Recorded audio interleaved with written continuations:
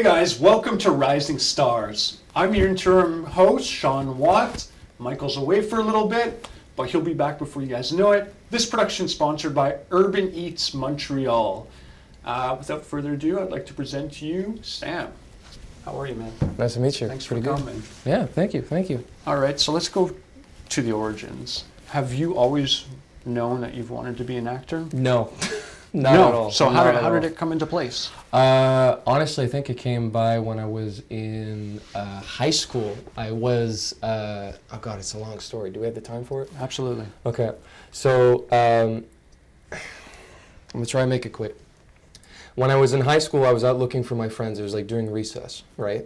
And my friends, they had disappeared. They weren't at their usual spot that we were hanging out. And so I started looking around the school, looking for something to do. And I finally find my friends hanging out in an auditorium at our high school. And I go in and I see that they're in a meeting for a high school play that's happening there. And I was like, I wasn't interested at all in acting by then or even being part of a play, but my friends were there, so I walked in. And the teacher that was handling it, she was like talking to everyone, talking about the play that was going to happen. It was Sherlock Holmes, something along those lines. Sorry, and I just stayed in for a little bit as she handed out these papers. And as the meeting was over, she handed me one, and she said, "Would you be interested?" And I said, "No, but I'll take it." I took the paper, I brought it home, and I read it, and I was like, I might as well audition, see what would happen. Yeah. And I auditioned, and I got a role. So when you went through that phase of like just auditioning for the heck of it, did you even know how to prepare for it, or were you just No. here are my lines and Nothing. It? It was like they gave me when I went to the audition, they gave me a sheet of paper just to read it over. I read it over, and they liked it well enough that they cast me in a role.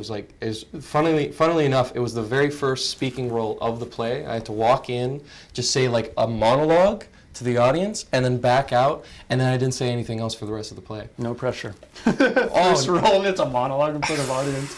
I looked like a ghost, my parents told me. Oh yeah. Like pure white, nothing. Of course, holding your breath. Yeah. Sweating, right? Yeah. And it started there. Yeah. I enjoyed the experience so much. I auditioned for the next year's play, and then for the next year after that, I got a lead role. Nice. And I think the love started there. Okay, yeah. So from where the love started, where did you end up going after? Were you just kind of like, did you do your own research? Were you, how did that come to fruition? I think once I went through that first experience where I enjoyed myself, which was the third year I'd done it. The last 2 years, funnily, like I think I just was so stressed during those experiences, but I wanted to keep doing it. So then when the third time happened and the third time went wonderful and I loved it, I wanted to move to Montreal because I'm not from here originally. I wanted to move to Montreal, go and study acting, and my parents were like, no. Where are you from? I am from a small town called Quaticook, Quebec. It's about 2 hours and a half from Montreal. Okay, yeah, that's a big difference coming from Quaticook to Montreal. Yeah. Whoa. Yeah. Wow, okay, well, welcome to the city. And is there a class that you started with? Like, how did you start, like, professional acting? Per se, yeah. Like, did you start at the bottom, like, as an extra, like most actors do? Did you? I haven't done any extra work. No? That's okay. It's nothing wrong with that. My professional career in acting started the moment I graduated from Dawson College. I went there and studied the professional theater program. Okay. And once that started, I managed to get a role in a short film that a couple friends were making. Nice. And that's how it started. Okay. Yeah. Have you done any theater productions? I have done a couple of Montreal Fringe shows. Yeah. I'm currently rehearsing for another production that's happening this summer for the Montreal Fringe. It's called Shakespeare at the Pearly Gates. Yeah. It's happening at La Comédie de Montréal.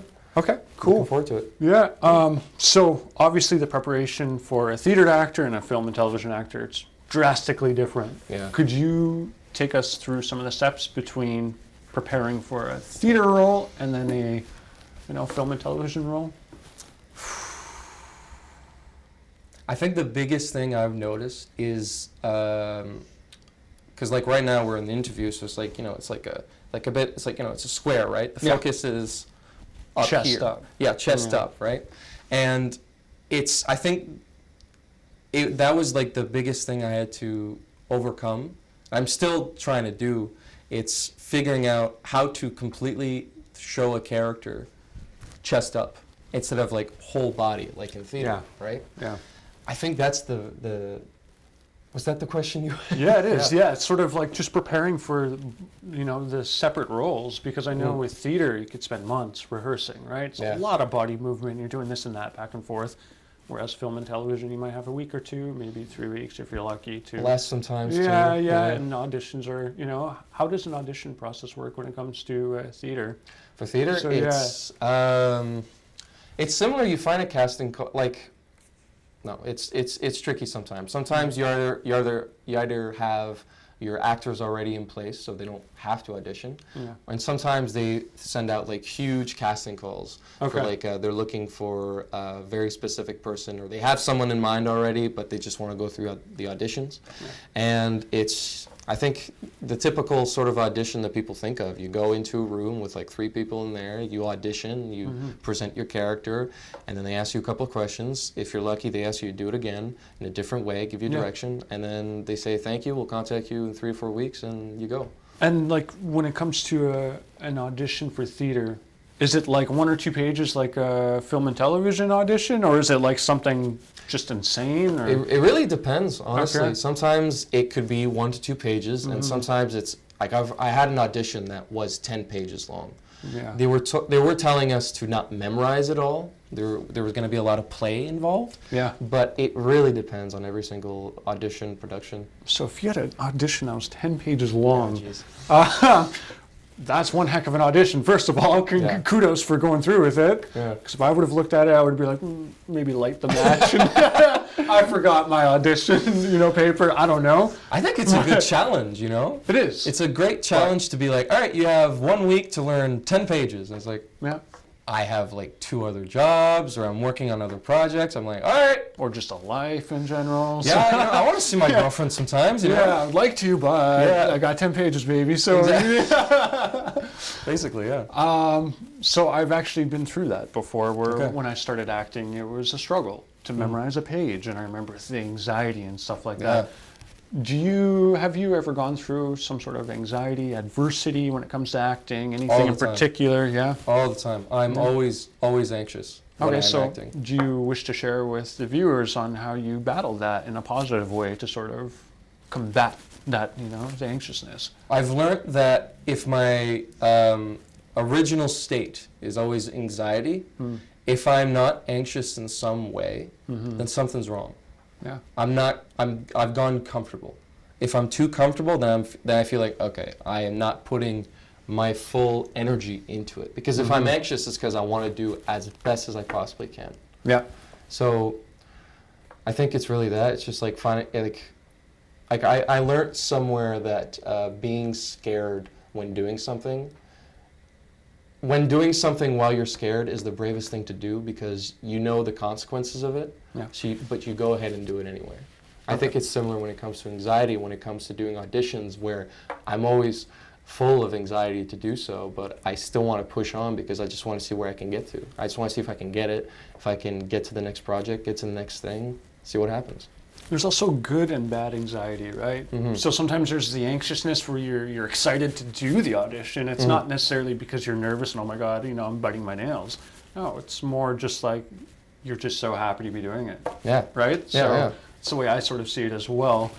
When it comes to some of your processes, is there a certain go-to method that you will do when it comes to an audition? So preparing for roles and things like that. Like, is there sort of a trademark of a routine that you would do, so to speak?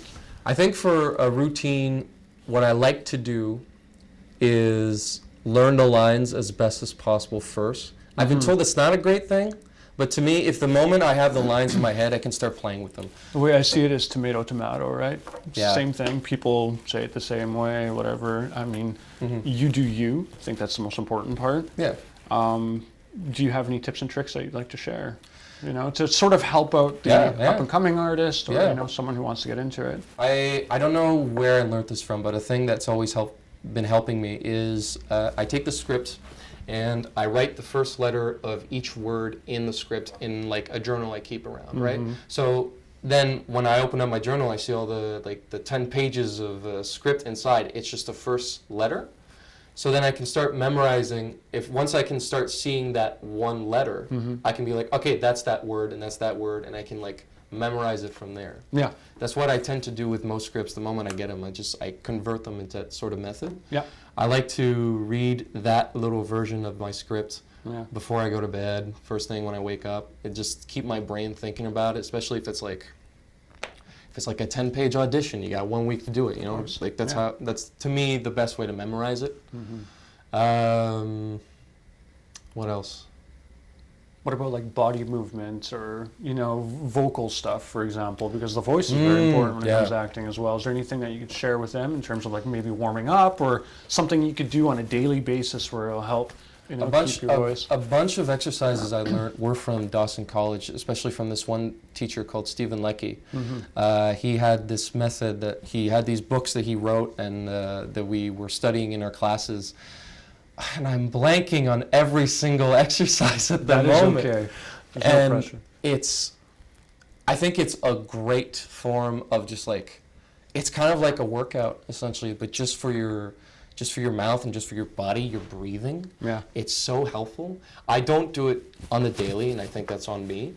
But it's once I know I have like a role I need to do, I just start exercising it, get my mouth, get my tongue, get my jaw, and get my body like into the same motion as like when I was back in school. Because back in school was like when I was probably doing the most exercise during the whole time I've been an actor. Yeah, when it comes to acting and like body movement and stuff like that. Yeah.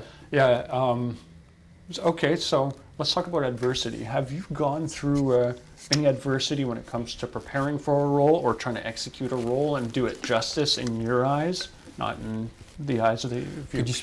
Could you specify maybe? Yeah, so for example, I've gone through adversity where, you know, I've wanted to quit acting because I was like, oh my God, this and that, you know what I mean? But I fought through that and I sort of had, you know, signs from the universe saying, no, you're meant to be an actor. Okay. You know what I mean? Have you gone through stuff like that? You know, moments of doubt maybe, or adversity where it's like... Doubt? Yeah, all the time, all the time. Or adversity like preparing for a role. So sometimes like, you know, you'll get an audition, maybe you won't connect with it emotionally. You still got to do it because you're doing it for your agent or whatever, right? So you're kind of like, okay, well, how can I connect with this role? You know what I mean? To bring it to life. What I like to do is this little thing where it's like, because a bunch of the times when we're performing roles, a lot of these characters, they go through things, experiences that neither of us have gone through before, right? Like sometimes it could be robbing a bank. I've never done that. I would assume you haven't either. I hope not. But it's, what I've learned is, okay, so if that character's name is David, right? And David's robbing a bank, and that makes him feel this way. What's the thing that Sam has done that made me feel that way? And finding like, I don't know, robbing a bank made David feel anxious. Me auditioning makes me feel anxious. Okay, that won't work because I'm doing an audition. What's something that could make me anxious? Me asking for money back from a friend or something like that. That could make me anxious in that way. And then it's finding a way to make that moment or make that feeling or make that like experience fit and find the nuances that are perfect for that moment, you know? That's usually a thing I like to do quite a bit. Yeah, that's part of method acting. So those are called keys. So when I went through a coach, he was mentioning you got to find keys and bounce it back and forth and make it counteract. That's what makes it interesting. Okay, right. That's fun. There's always a new term for that. Like I can't remember what the term was. What the term was when I first learned that. I think it was just like, I can't remember it, but like it wasn't keys. No, it's okay. Yeah. That's you know, the English language evolving and people coming up with new adaptations, so to speak, right? Okay, well, very interesting. Is there a movie in particular that stands out to you that you've watched where it sort of captivated your heart and you're like, wow, oh my God, I can watch this movie over and over again? Oh God, I'm gonna say something I regret. Uh-oh. I don't watch that much movies. You don't? Okay. I don't, and it's like, it's just because I don't have the time. Yeah. I wish I could just like sit down and just like enjoy a movie, but also when I sit down and do just that, I'm like oh, you see, that person could have done that differently. Oh, you know, that Yeah. camera's out of whack, or like, you know, like, oh, that guy's acting, it's not too great. It's like, oh, I just want to. I miss the days when I wasn't an actor and I could just watch a movie and just to watch it. I know. You know? I know. It's one of those pet peeves where I'm watching it. Yeah. And I'll notice when there's a green screen, and I'm like, come on. Come on, right? Though I think the last movie I watched that I really enjoyed, that really like spoke to me. Oh God. Is it called Mommy? It's this French film, Xavier Dolan. Yeah. It was about this boy who comes out of this mental institution and lives with his mother, single mother, and they become friends with like their neighbors. Okay. And it's just like the way it's just shot like a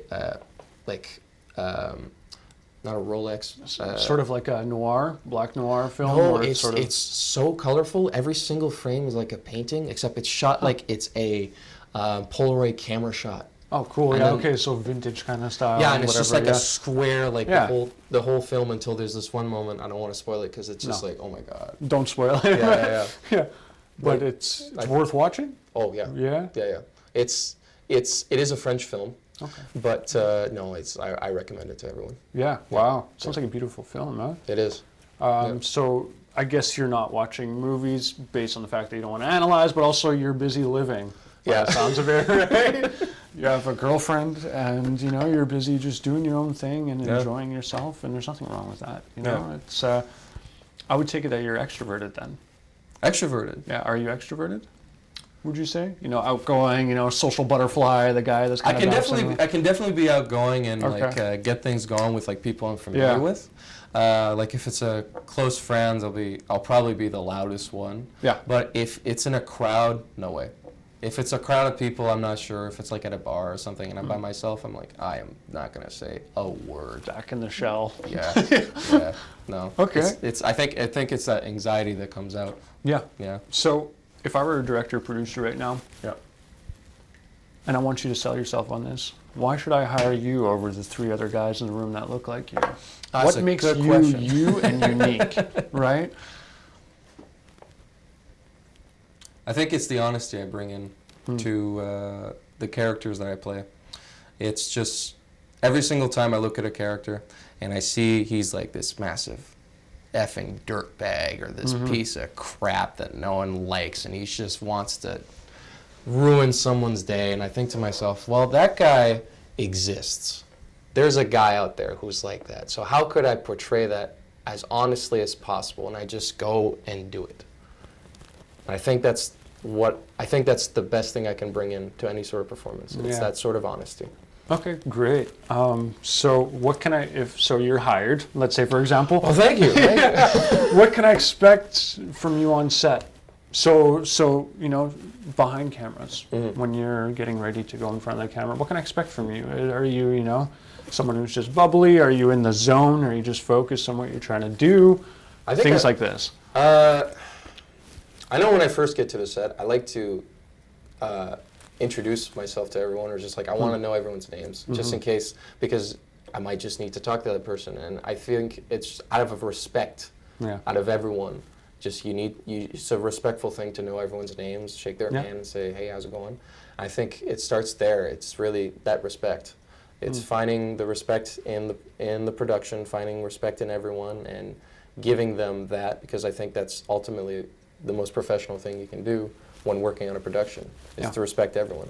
You might not agree with what they do or agree with what they're saying or how they're going about with things, but as long as you give them respect, I think that's the best thing you can do.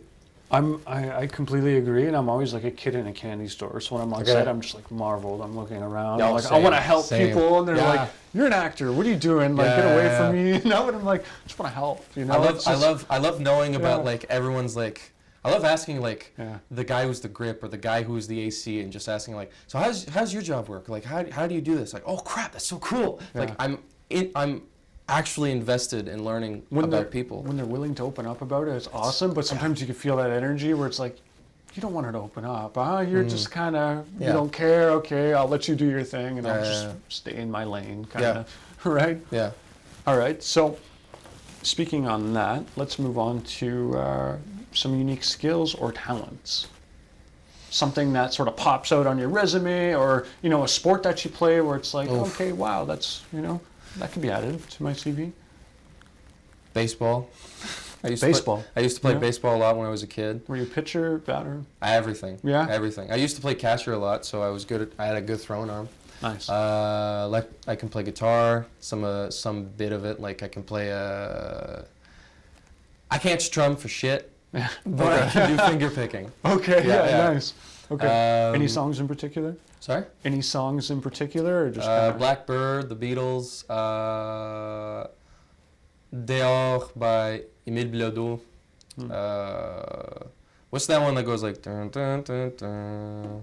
Dun, dun, dun, dun, I'm not too sure. I can't remember. I'm sorry. Yeah, I'm pretty bad when it comes to music. I gotta like see the artist name, and I'm like, oh yeah, that's who they are.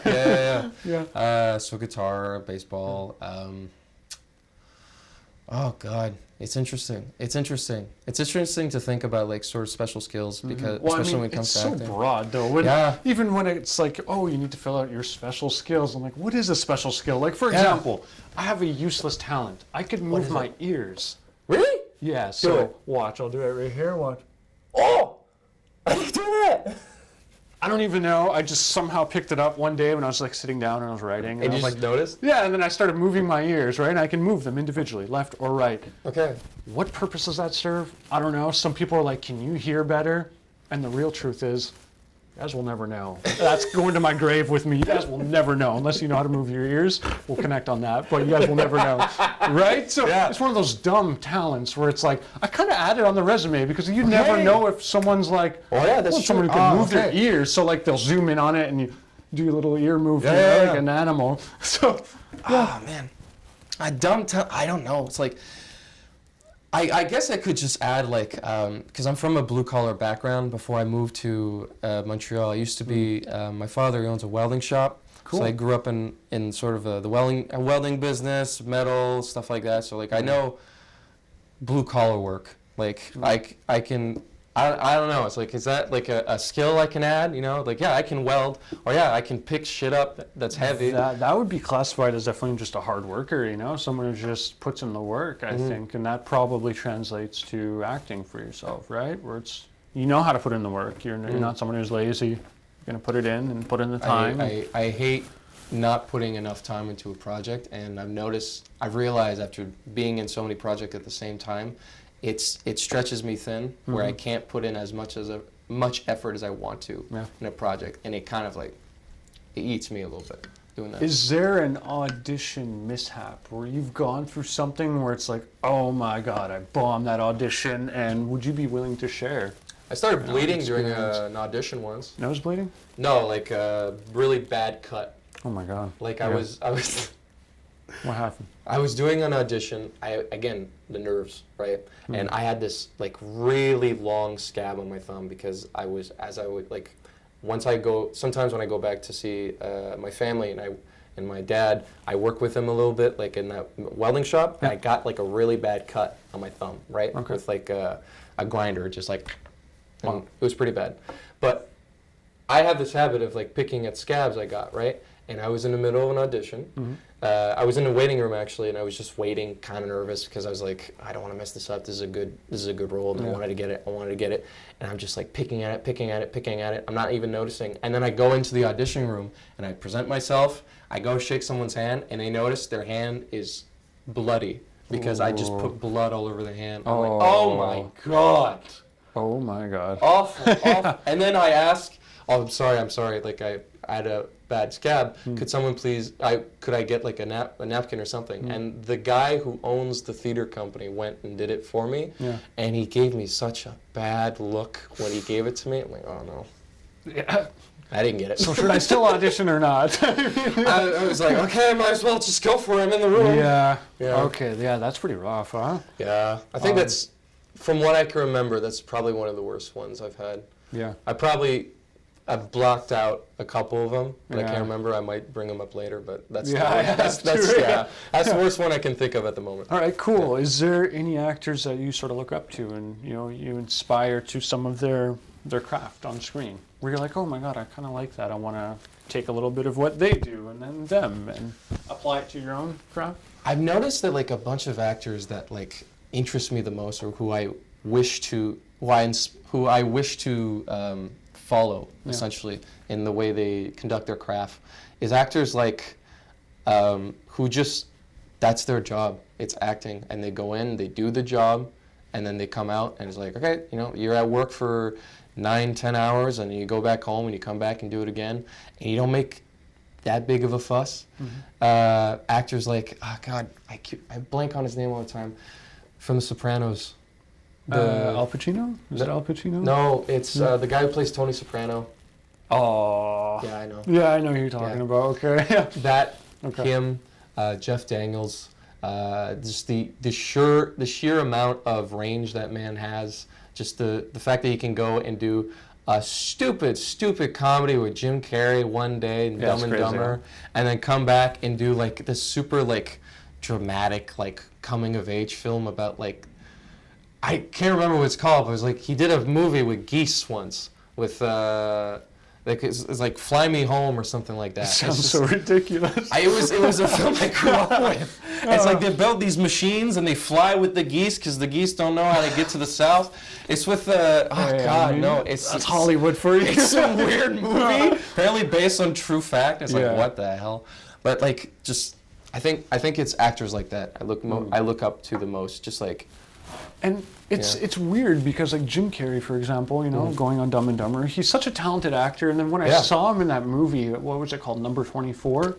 Number 23. Number 23, and I didn't know what was really going on. And I was actually quite surprised because he's someone who's so animated that you'd think he'd be like a William Dafoe sort of actor. Okay. Right? Because William Dafoe, who plays Green Goblin, he has a similar face who's like very creepy. And you could see that sort of in Jim Carrey, even though he's a real funny guy. He can make some creepy faces, and it just didn't do it for me. I didn't know what happened. It's like, mixing, instead of putting eggs in like a pancake batter, you put in apples, a substitute or something weird like that. Yeah, and it just doesn't taste the same. I think it's just, they say that most actors, I think all actors were typecasted, I think we're all built to do something specific and something very well. And I think it's great that we can have that range. And like I said with Jeff Daniels, you can play that stupid man, but you can also play this man who is endearing. But at the end, play this man who's like this, like this inventor who makes the machine to fly with the geese, right? Yeah. But at the end of the day, the thing that branches them together, I think, for Jeff Daniels is that endearing factor. And I think it's finding the roles where, like, for example, I was talking about honesty earlier. I think I'm great with honesty and bringing honesty to my characters, and it's finding those roles who are best attributed through honesty. Like, I don't think I could do a role like something like Saul Goodman, a guy who's like a sleazeball, who's like always got like a lie in the back of his hand he's about to give. I don't think I could personally do a role that well because a man like that doesn't have any honesty, but that's okay. It's just I'm built for something different. I think that was the same thing with Jim Carrey. He's just built for something different. All right, so have you ever been typecast? Yes. What kind of roles?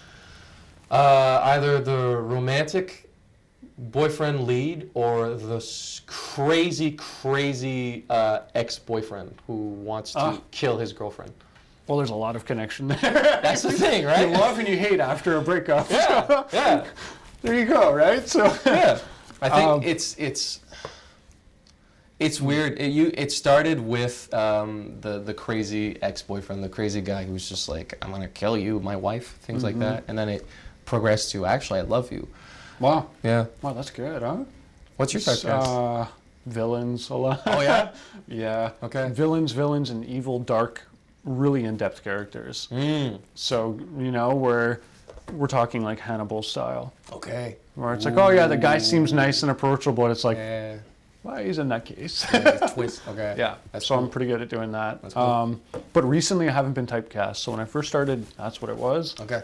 As I've progressed as an actor and started crafting and honing my own craft, overall, just everything. You know, a little bit of Okay. myself, a good guy, the funny guy, the best friend, the Okay. lover, the ex, Okay. you know, the military kind of guy, the sniper. Okay. So it's really just sort of evolved in sort of a general acting, which was my personal goal.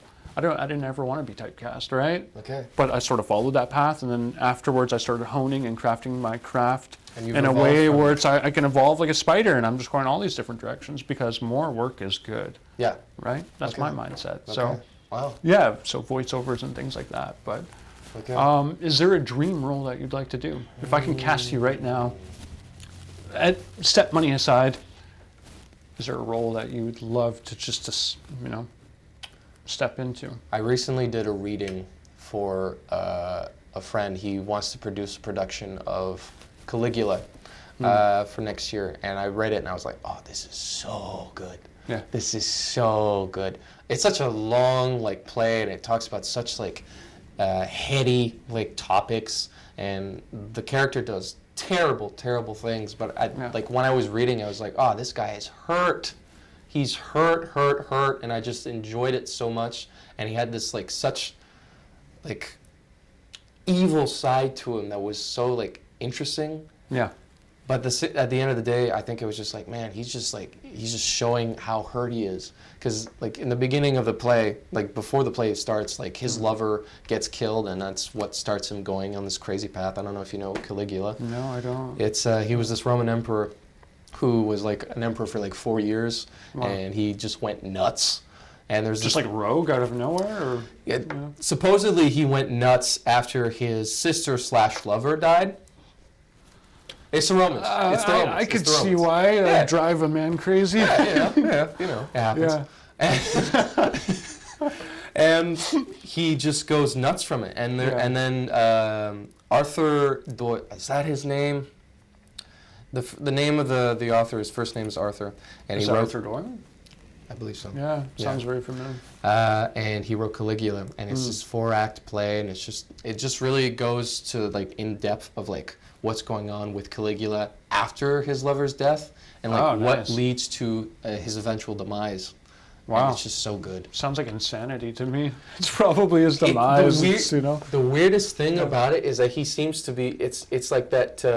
I think that Joker paradox, like in Batman, where it's like he's so insane, he's actually the most sane type of person. Yeah, I remember so- that's what we were discussing when. Oh we wow! read So it. it's like Joaquin Phoenix, where it's like, oh my God, the Joker's a bad guy, but you feel bad when his little clown buddies are beating him up. Yeah, It's like yeah. no. It was- I wanted to defend him. It was something like that, Yeah. right? It's also crazy how we can just like think like that for absolute terrible characters like that. Yeah. It's so amazing. I love that.